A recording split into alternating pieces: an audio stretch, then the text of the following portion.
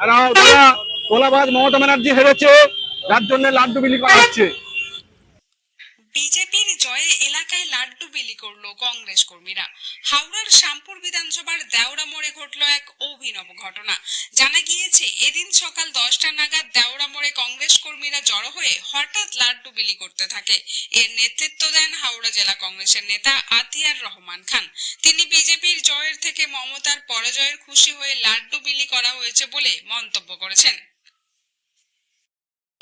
দীর্ঘ 15 বছর তৃণমূলের অন্যায় অত্যাচার বিরুদ্ধে প্রতিবাদ করে এসেছি। যত রকম 2 নম্বরী কাজ তৃণমূল দ্বারা সংগঠিত হয়েছে।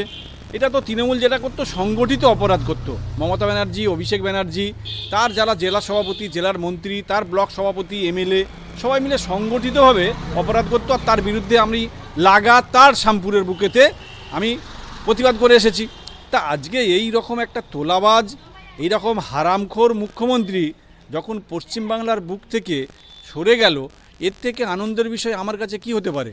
আর আমার থিম হচ্ছে জাতীয় কংগ্রেস। জাতীয় কংগ্রেসের পতাকা নিয়ে লড়াই করেছি।